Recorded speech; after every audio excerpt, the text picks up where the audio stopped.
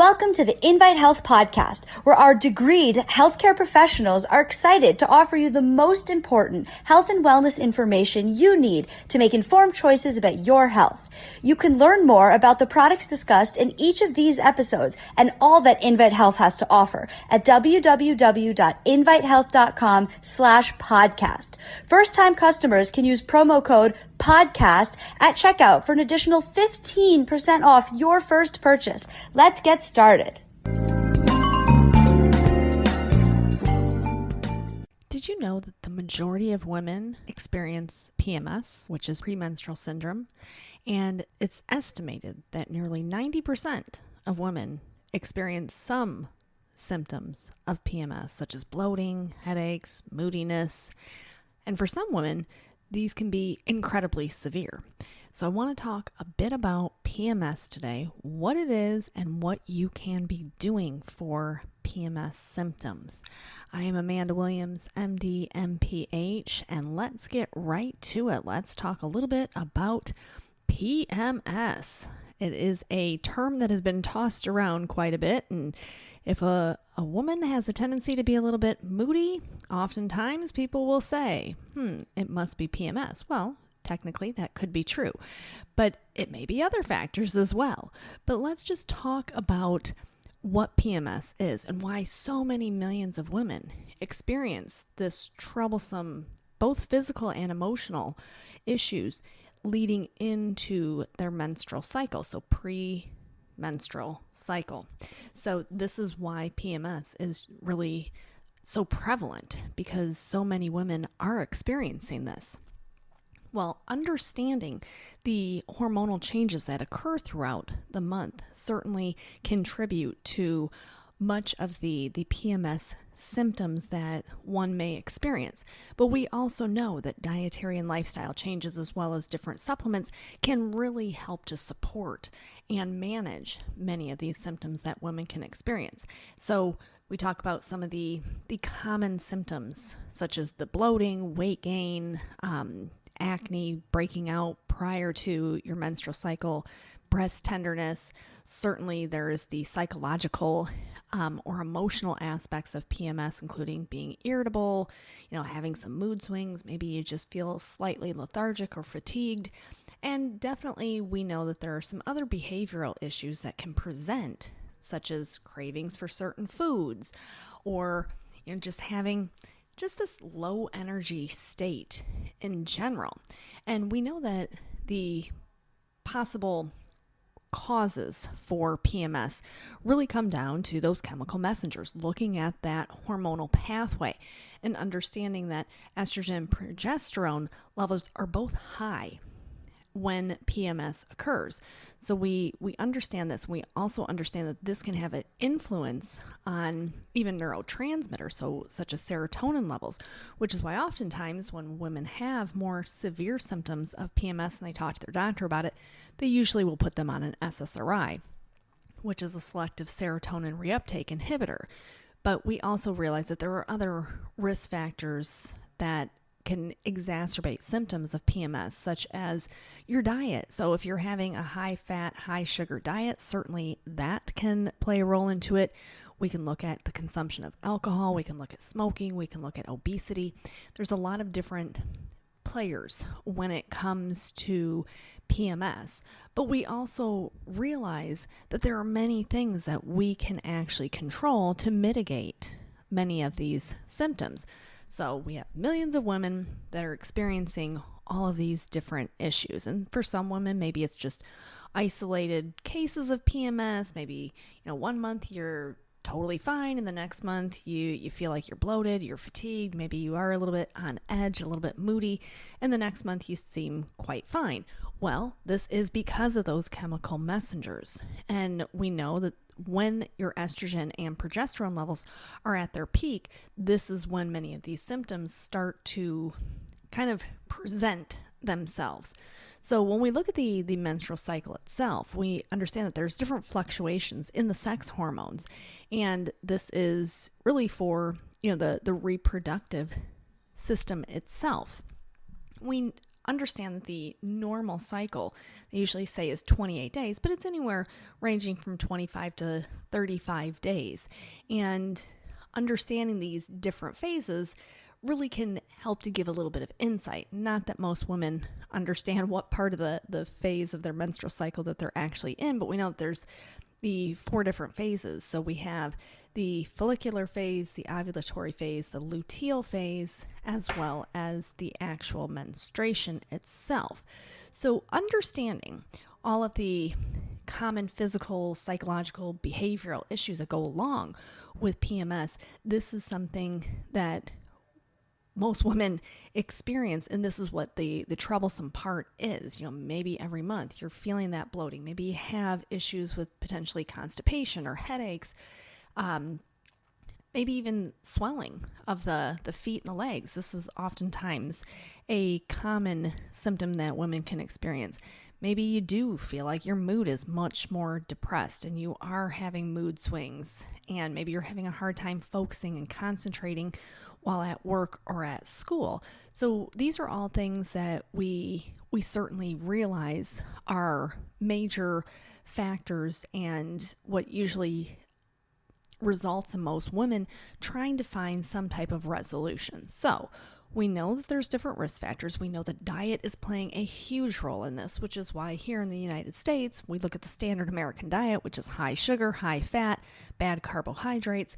We can see as that being a precipitating factor in this.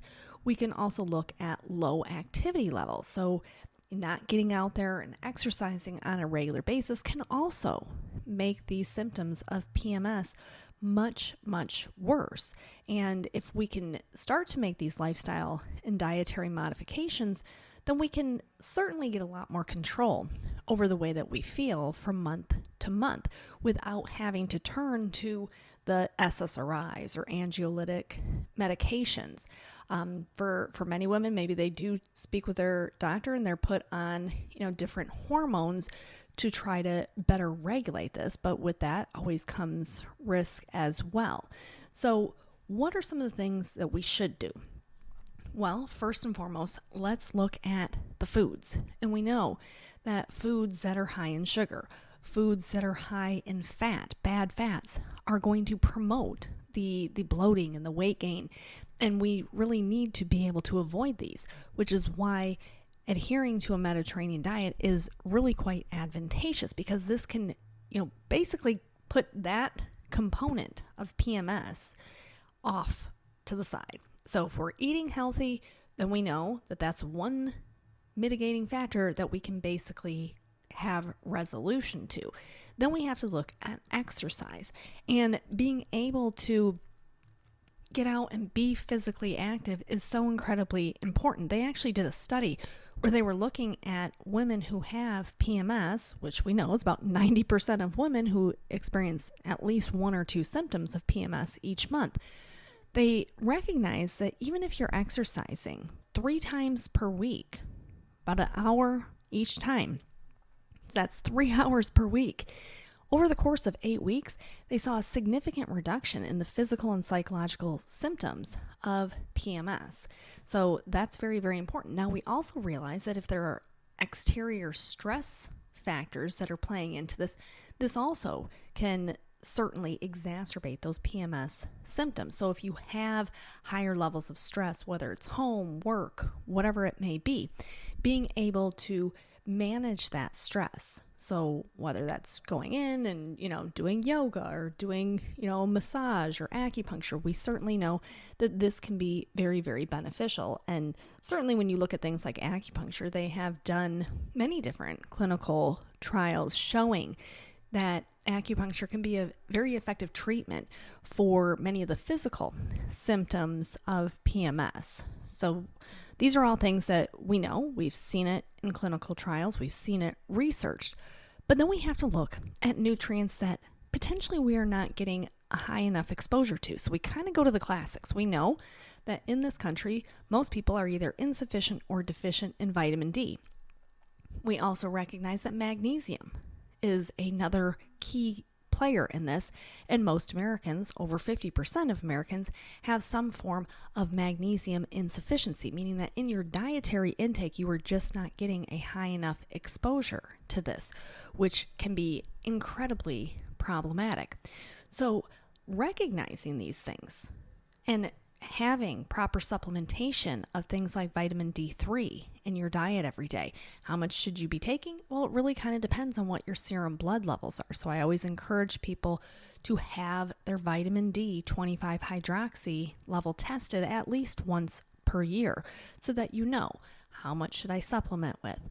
If my vitamin D level is low, should I be taking 3,000 international units per day? Do I need 5,000 international units per day? Because a lot of the vitamin D status in the body is controlled and regulated via magnesium. So if your magnesium levels are low, you're going to have a hard time with proper absorption of vitamin D. So we already know vitamin D and magnesium should definitely be on board, but we can also look at other nutrients, and there is a strong correlation between inadequate vitamin B intake and the exacerbation of PMS. And they've actually done studies. They did a study looking specifically at vitamin B6, which is pyridoxine, and found that to be a very effective therapy for premenstrual syndrome. This was published all the way back in 2007 in the International Journal of Gynecological Studies and Obstetrics. And they recognized that when they gave women vitamin B6, that many of these PMS symptoms went away. So this is certainly very important to make sure that you are getting a good exposure to vitamin B6, in particular in your everyday supplementation routine. So I would certainly look to Methyl B as a very good option for that, because our Methyl B formulation contains vitamin B6 as pyridoxal 5-phosphate, and it's yielding you a good amount of that vitamin B6, along with the biologically active form of folate as well as B12. So all of these are very, very important. It also has betaine anhydrase in that, which is, when we look at trimethylglycine and the incorporation of antioxidants into our system, this particular formulation, the Methyl B, the Invite Health Methyl B formulation, really can give a awful lot of support to women who are dealing with many of these different symptoms of PMS. So one other area of interest really comes down to that magnesium. And several studies have found that women with PMS have low levels of magnesium in their system. And so when you give these women magnesium supplementation, this had a significant impact in terms of the reduction of bloating, the breast tenderness. These are things that a lot of women just deal with month after month. And just to think maybe a little bit of magnesium every day can abate that, can keep that breast tenderness as well as the bloating away.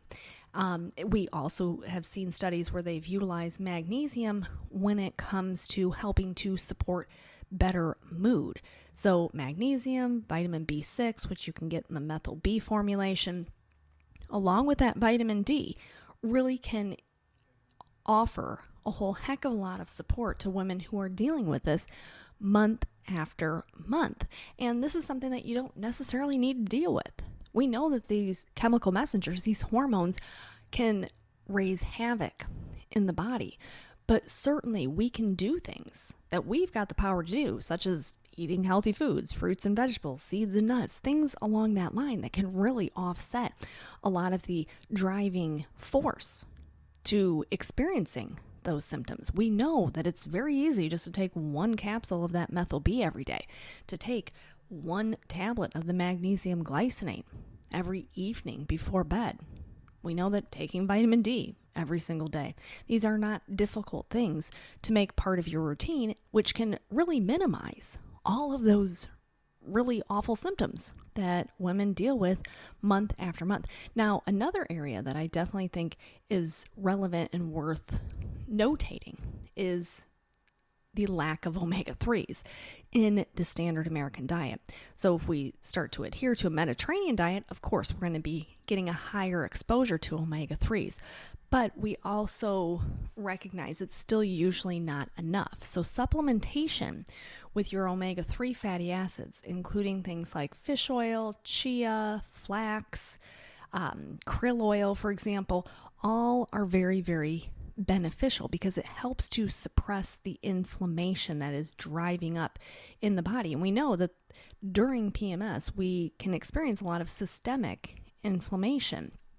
And they've actually done studies giving women with PMS omega-3 fatty acids to see if that would actually decrease symptoms. And compared to the placebo group, after just 3 months of giving women 2,000 milligrams or 2 grams of omega-3 fatty acids daily, led to a significant reduction in depression, anxiety, the ability to focus came back, the bloating, the headaches, the breast tenderness, all of those symptoms started to dissipate after just 3 months of taking 2,000 milligrams of omega-3 fatty acids each day.